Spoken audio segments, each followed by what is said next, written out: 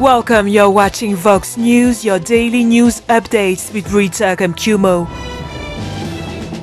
Our headlines today: the Vatican's number 2, Pietro Parolin, delivers Pope Francis' call for reconciliation during his visit to a separatist region of Cameroon. 32 people were killed when an overloaded truck carrying mourners collided with 4 vehicles in Uganda on Tuesday night. Abuja's major trading centers shut down over a failure to comply with coronavirus safety guidelines, to the displeasure of traders. Our top story today: Vatican Secretary of State Pietro Parolin appealed for peace on behalf of Pope Francis during his recent visit to a separatist region of Cameroon, a francophone majority nation. Local authorities said on Tuesday that Parolin, the Vatican's number 2, pleaded for reconciliation when addressing a mass on Sunday in Bamenda, the capital of the Northwest region. Both Northwest and Southwest Cameroon have been plagued by a bloody 3-year-old conflict between government forces and Anglophone separatists who are demanding independence for the 2 regions where English-speaking people predominate. Religious authorities applauded Parolin's visit, saying that he was the first foreign official to meet residents of the 2 regions since the beginning of the crisis that has killed over 3,000 people and displaced over 700,000, according to the United Nations. In the neighboring Central African Republic, a coalition of opposition parties announced on Tuesday their complete withdrawal from the country's parliamentary elections, a day after the Supreme Court rejected attempts to invalidate the first round of voting over fraud allegations. The coalition of the Democratic Opposition said in a statement that by declaring the results of the first round final, despite numerous irregularities, massive fraud and violence in the country, the Constitutional Court has confirmed that the parliamentary elections were a sham. The opposition had repeatedly called for the cancellation and a rerun of the December 2020 legislative and presidential election, officially won by outgoing President Faustin Touadéra. A tragic road accident is making headlines in Uganda.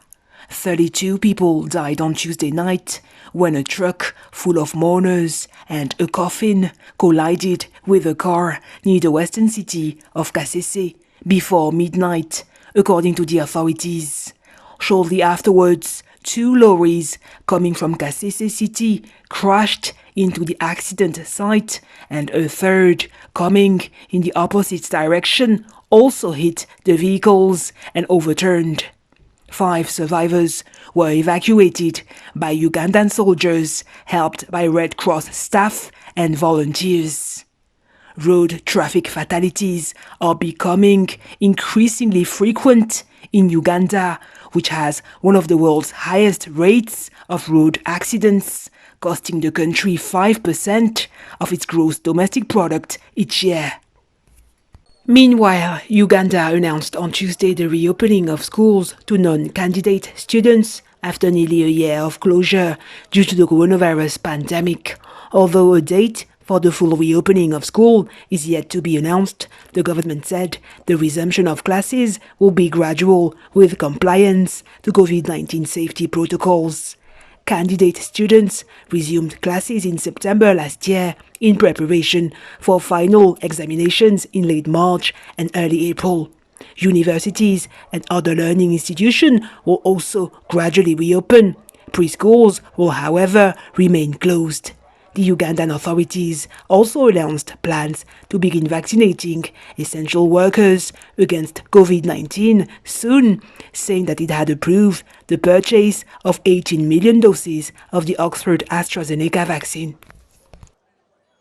In South Africa, considered the epicenter of COVID-19 in Africa, businesses cope with the virus impact on their workforce through call centers. A call center in Johannesburg is providing employees coronavirus information, testing, and medical assistance. Those that are positive now, we give them a call, we tell them the result, and then we also assist with contact tracing. You know, the virus is highly transmittable, so we assist also employees with contact tracing. At the same time, we also do case management, where we call them maybe after 24 hours, 48 hours to find out how they're doing. The call center is also providing employees information about the COVID-19 vaccine. So yes, we're definitely going to be taking up the vaccine. And what happens is that when it comes to our business, it's all about knowledge empowerment. So we're empowering, our stakeholders, even the staff, to say the vaccine will be there so that we develop immunity. President Cyril Ramaphosa on Monday announced that South Africa had passed the peak of its second COVID-19 infection wave on the day the country received its first shipment of Oxford AstraZeneca COVID-19 vaccines, allowing the vaccination program to start. In Nigeria, the justice ordered the closure of a famous market and 2 major malls in the capital Abuja on Tuesday afternoon over their failure to comply with coronavirus safety guidelines. We came to Worcester Market yesterday to actually enforce compliance, and nothing was in place. Really very sad.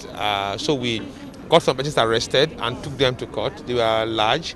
The judge, in her wisdom, her lordship, felt a little bit disturbed and gave a verdict that the persons who were found guilty should pay fine, I think within 2,000 to 5,000 naira. Abuja traders reacted on Tuesday to the closure of the markets, heavily guarded by security forces. I'm feeling seriously bad because this is where I'm working. There's no how you go to where you're working every day and then you got to the place that was locked. You cannot be able to enter there that you'll be happy. But I got many things that I'm doing yesterday. I even had an appointment with somebody this morning.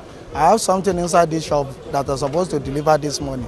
I cannot deliver. If the management fail the law of COVID-19, if they default, if they're not complying with the law of COVID-19, they should face the management's consequences. They should be their punishment, consequently not to face the innocent masses. Because they are the ones suffering it. At the end of the month, we will ask to pay our service charge. Whether the goods spoil or not, it's none of their business. The markets will remain closed for 3 days, according to the Federal Capital Territory COVID-19 enforcement team. In Mali, a commercial flight landed in Timbuktu on Monday for the first time since jihadists seized the legendary city in 2012, inaugurating a new link for local airline Sky Mali. The very essence of the creation of Sky Mali, its raison d'etre, is its domestic network, because Mali, more than any other country in French-speaking West Africa, has a domestic destination network, which has volume, which has size, and it's not right for Mali not to have air transport that can strengthen its integration. When we launched this company, we saw the immediate response from customers. Today we operate at over 80%, 90% capacity, which means that there was big demand. A delegation, including 2 government officials, was among the passengers of the plane, which landed after a 435-mile journey from the capital Bamako via the central town of Mopti in 2 hours.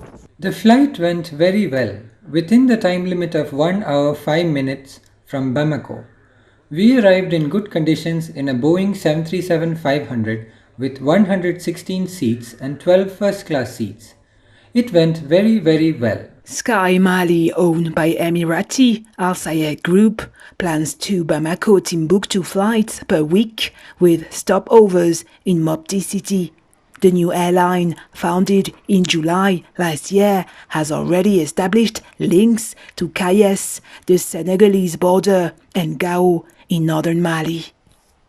On the international scene, volunteers in London are being taught how to inject a vaccine to assist health workers in the COVID-19 mass vaccination campaign taking place in the United Kingdom. Volunteers are absolutely essential to this vaccination programme because what they bring is scale and capacity. The NHS is already under pressure from COVID, and to ask the NHS on its own to roll out this vaccination would be an impossible task. So the 30,000 volunteers that we're recruiting are going to make sure that people get that vaccination as soon as possible. We have a full range of age. We have a full range of people coming from different parts of the country, coming from different countries of the world. So lots of different backgrounds, mix of gender. Really, really important to this is the community coming together and the community vaccinating itself. Just knowing that obviously we're helping to, as I say, just heal the world, I suppose. It's a lot of pressure on the NHS, so I know they rely quite heavily on volunteers and people like St John's, so it's important to help where we can. Previous medical experience is apparently not needed to sign up. I'm normally a film director, so the last thing I expected to be doing was injecting hundreds of people with vaccines, but when I had the opportunity to do something that made a difference, then I definitely want to jump at it, so I immediately signed up when I heard about it. When I've been coming into this system, I think I've put a lot of pressure onto myself to be very good at this and to be able to do everything perfectly first time, but actually understanding that that's not necessarily have to be the case has been really good, and being in an environment like this where you're surrounded by so many other people who are all in almost the same position as you, it's actually been a really lovely experience. In addition to training, volunteer vaccinators reportedly go through assessments and clinical supervision to ensure their safety and that of everyone receiving the vaccine. On the sports scene, Japan confirmed on Tuesday that the 2020 Olympics that were postponed due to the coronavirus pandemic will take place this summer as planned in Tokyo, casting out doubts about the holding of the much anticipated international sporting event. We'll certainly go ahead however the coronavirus evolves. We must go beyond discussion about whether we will hold it or not. It's about how we will do it. Let's think about a new kind of Olympics on this occasion. I want to prepare for the Olympics surely and steadfastly while finding solutions to the coronavirus problems. The Japanese government and Olympic officials endeavor to build up support for the upcoming games despite a surge in global COVID-19 infections less than 6 months before the opening ceremony. That's it for today. Thank you for watching Vox News.